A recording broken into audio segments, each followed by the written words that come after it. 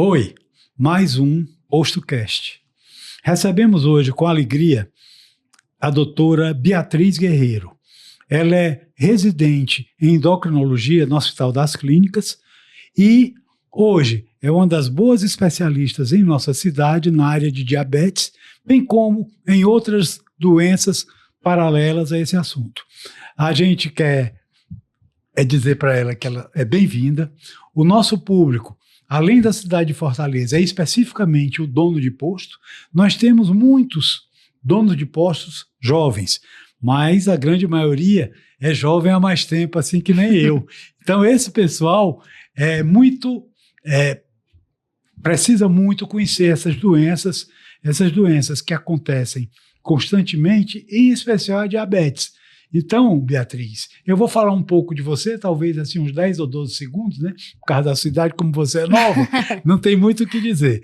Ela é graduada em medicina já há 2 ou 3 anos. 2019.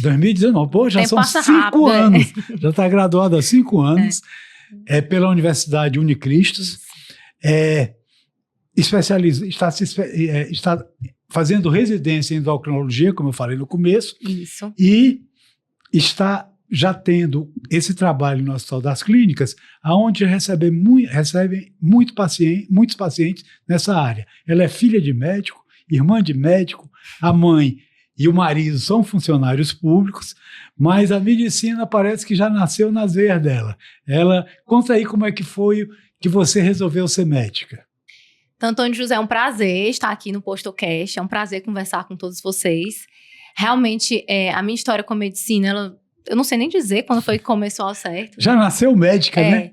Esses dias, inclusive, a gente olha umas fotos lá em casa, tem umas fotos minhas assim com 2, 3 anos, brincando com estetoscópio, brincando de auscultar as bonecas. Então, esse exercício da medicina, né? Esse desejo de cuidar do próximo, de agir na prevenção e na promoção de saúde, é uma coisa assim, intrínseca minha, que vem desde muitos anos e faz parte do que eu sou. E quando você resolveu, vou fazer mesmo medicina, e já pensava desde o princípio em endócrino? Pronto, quando eu já estava na faculdade, no segundo semestre da faculdade, eu fiz parte da LEME, que é a Liga de Endocrinologia e Metabologia da Unicristos. E foi aí que começou a minha paixão pela endocrinologia. Eu pude fazer um estágio no Centro de Diabetes e Hipertensão aqui do Ceará, participava ativamente das campanhas da Sociedade Cearense, né, de endocrinologia, as campanhas de promoção, tanto de promoção e prevenção em diabetes, quanto obesidade, quanto em doenças da tireoide. Então foi nesse momento que meu amor pela endocrinologia começou a despertar. Durante a faculdade, em alguns momentos eu tive dúvidas se eu queria seguir a parte da endocrinologia de adultos ou de crianças, mas depois que eu me formei, que eu pude trabalhar na atenção primária à saúde, foi quando eu tive certeza que eu queria realmente atuar na parte de endocrinologia para o público adulto. Bom, você então gosta bem do público adulto. Aqui no CID Postos, o nosso público normalmente é interessante. A gente começa a conversar de doença, a grande maioria hoje tem diabetes. Por que esse crescimento tão grande dessa doença? Antigamente era um ou outro. Hoje você entra numa roda de 10, 12 tem diabetes. Sim, é verdade. O diabetes é uma doença extremamente prevalente, né, na população. Se você for ver, assim, no Brasil, a gente tem mais ou menos 17 milhões de pessoas com diabetes. E a perspectiva, né, a expectativa, assim, os estudos mostram que até 2040 nós vamos ter aí, talvez uma população de 22 milhões de pessoas com diabetes, né? E isso se deve a alguns fatores. Primeiro, a população hoje, ela está chegando mais longe, né? A gente está lidando com o envelhecimento populacional. As pessoas hoje têm uma longevidade maior. Eu gosto de brincar que antigamente com 40 anos era velho. Isso, hoje a pessoa com 80 está se achando jovem. Hoje nós temos muitos jovens nessa idade. Eu gosto de brincar que eu sou um jovem há mais tempo. Exatamente, está certíssimo. Então, pelo que você falou aí, 10% da população já vai ser diabética, não é isso? Exatamente. A projeção é justamente essa, que esse número seja crescente, não só por essa questão do envelhecimento da população, mas também por aumento de fatores de risco. Hoje a gente vê também crescendo as taxas de obesidade, de sobrepeso na nossa população, que são fatores de risco muito atrelados ao desenvolvimento de diabetes. Então, com o envelhecimento da população e o crescimento, assim, a maior prevalência de fatores de risco, como obesidade, sobrepeso, sedentarismo, isso faz com que realmente aumente a prevalência do diabetes, sem falar que hoje em dia, talvez, além de aumentar a prevalência, as pessoas estejam sendo mais diagnosticadas, né?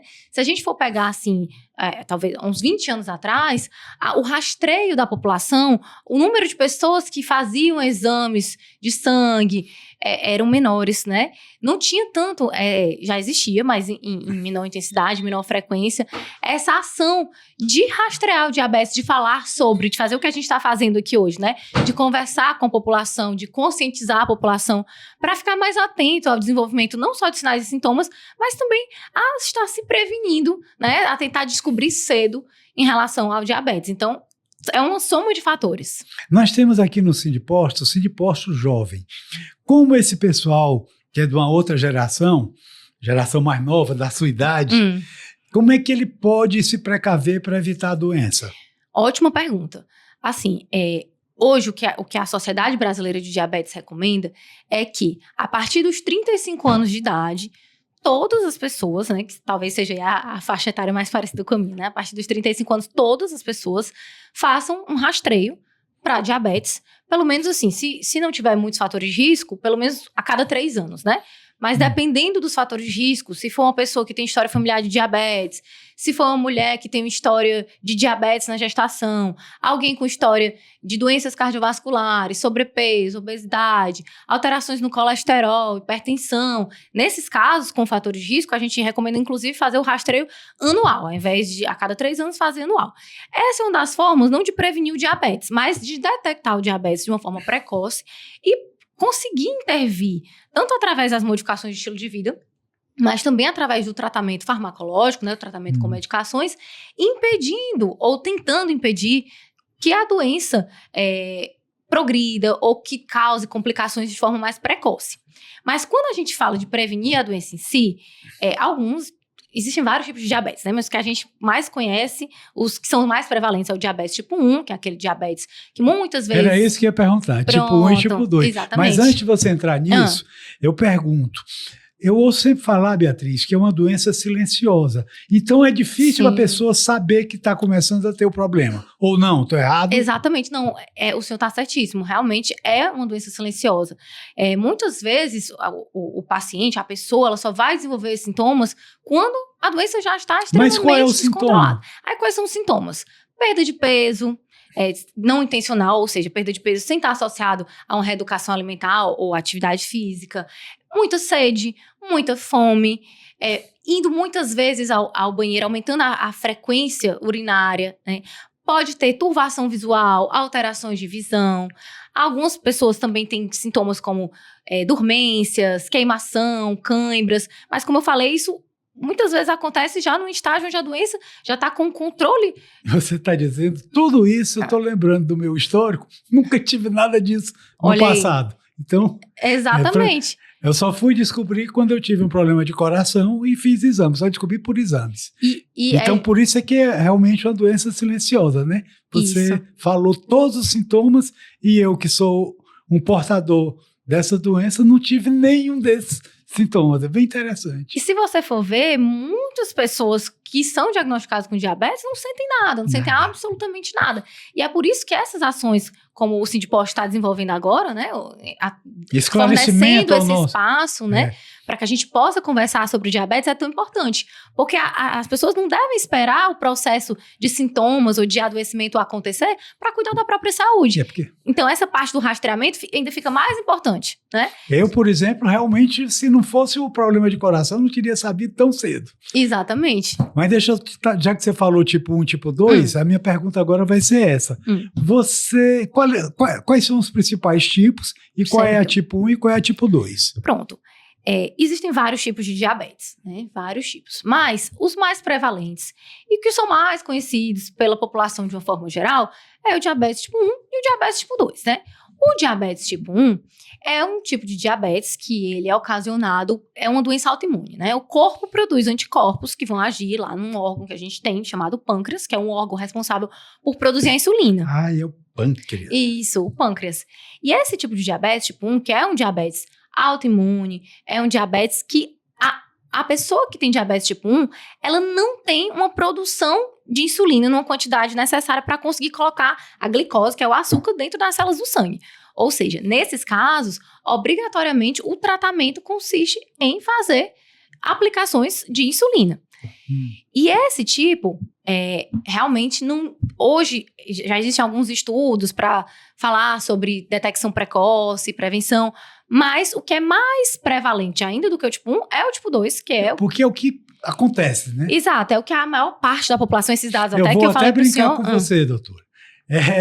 Tá na moda. Tipo, é meio extravagante a frase, mas é verdade. Em toda roda que você chega, o assunto é diabetes, coração, diabetes. Exato. E precisa ser justamente para a gente fazer esse trabalho, Eu vou te né, contar, de tem uma promoção à piada saúde. muito comum, dizendo o seguinte, 2 homens se encontram aos 20 anos, aí um olha para o outro, né? Rapaz, eu conheci uma loura, penso na mulher bonita. Aí agora, quando o cara faz 60, encontra o cara depois de muito tempo, fulano, pense na endocrinologista que eu conheci. Meu Deus. Você vê como é que são os tempos, né? Olha aí, eu ainda entre os dois quesitos, né? Endocrinologista e loura. Então, olha aí. Você conseguiu ser as duas coisas. Só não é loura burra, né, Bia? Só não é loura burra, né? Pelo amor de Deus, né? Peraí. Mas, falando do diabetes por falar disso, a Beatriz é uma das pessoas mais inteligentes que eu conheço. Eu estou chamando, eu a chamei, porque ela conseguiu controlar a minha diabetes.